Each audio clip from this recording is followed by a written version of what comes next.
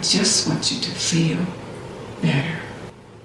Have you ever said to yourself, oh, why am I eating again? I just ate.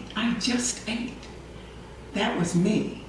I've been there. So I know exactly what that feels like. It's called emotional eating or even trauma response eating. If you find yourself eating when you're not actually hungry, especially at night or after work, or when you finally get home from all of your responsibilities of the day, well, it's probably not what you're thinking.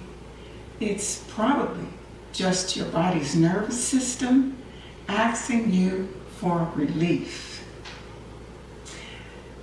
That was me. And that emotional or trauma eating is a learned behavior that we develop over time to respond to the traumatic experiences or the stressful experiences in our lives. And it makes sense once we understand actually what is happening in our body. That learned behavior is just like how some of us learn to like coffee. Yes. So what actually is emotional eating? And later I'll tell you what you can do to stop it. But emotional eating isn't really about food at all. It's about our need to constantly try to calm our bodies down. We really don't like stress, so we look for something to make that stress or trauma feeling stop.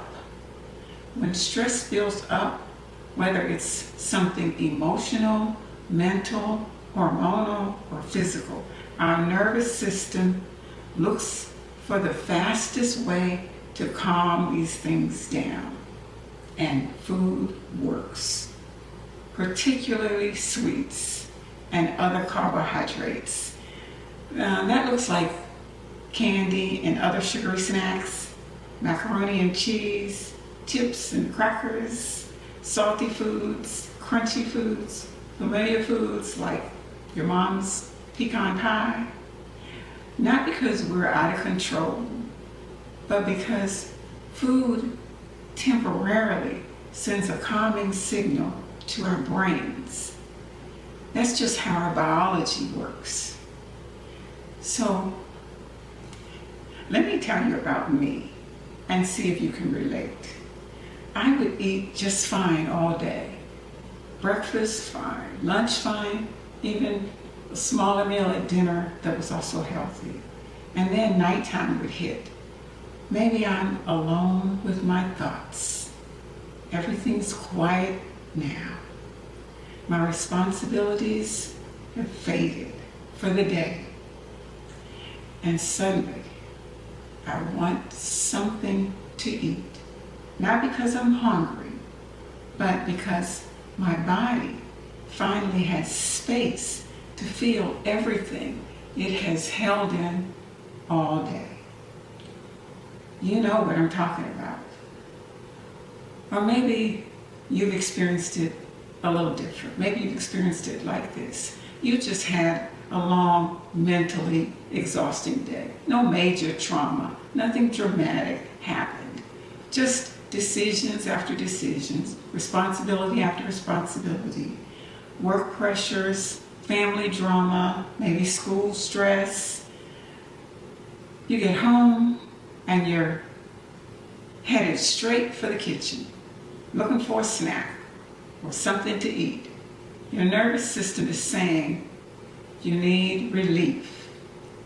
You need relief, whether that stress is a big stress or a small stress. You need comfort, and you need it now, right now. Or maybe you can relate to this one. You're active. You're doing everything right. You take walks every day. You're eating better than you used to. You're drinking more fluids. You're staying hydrated. But the scale isn't budging. The measuring tape is not showing any difference. And you feel like giving up. And food becomes an escape from the frustration. Not because you don't care, but because your body is just overwhelmed.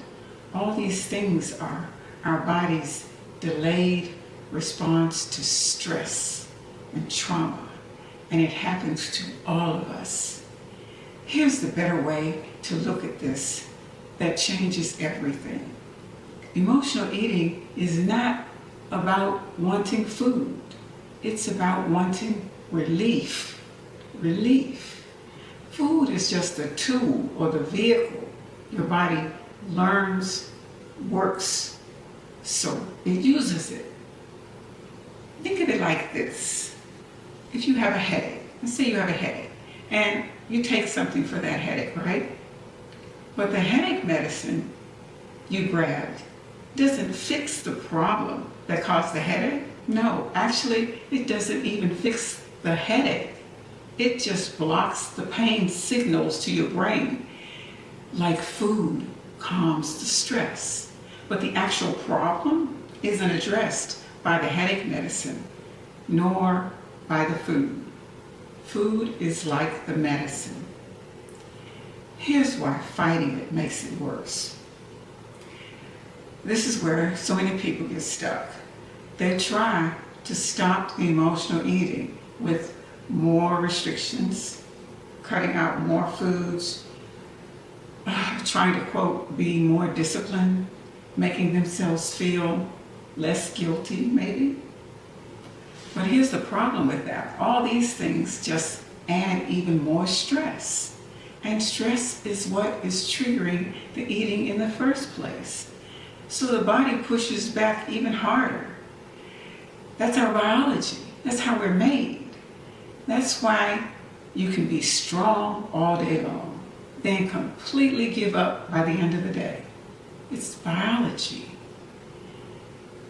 And why this gets worse with women in midlife, menopause, especially perimenopause or postmenopause, our stress tolerance drops. We know our sleep changes. The hormones fluctuate. The blood sugar fluctuates and becomes more challenging to keep it stable. Very important. All of that makes the nervous system more sensitive to stress and trauma. So with all that going on in our bodies, it makes sense that behaviors that never showed up before or only showed up occasionally suddenly feel like big giant blobs of pain. Here's what actually helps. This is where I want to be very clear about emotional eating. Emotional eating does not change by fighting with food. It changes when the body no longer needs food as its primary coping mechanism or primary coping tool, whatever you want to call it.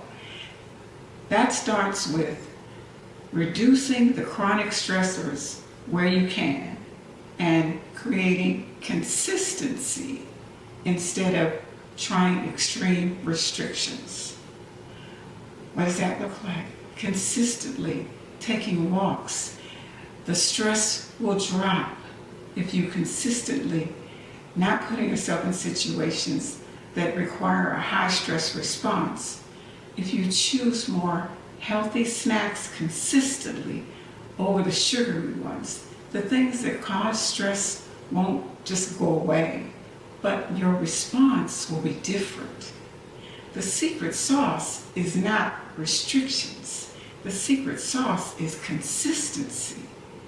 What are you doing consistently? Are you consistently taking walks? Are you consistently having healthy snacks available? First, you have to have awareness. Then you get the relief. So, next time emotional eating shows up, try this. Instead of asking, why can I stop this emotional eating? Ask yourself, what can I do to feel better? I want you to feel better. Emotional eating isn't something to fix. It's something to understand. And once we understand it, That's where we make the real changes. Real change starts when you understand. We can't fix what we don't understand. This is a place for calm clarity. I just want you to feel better.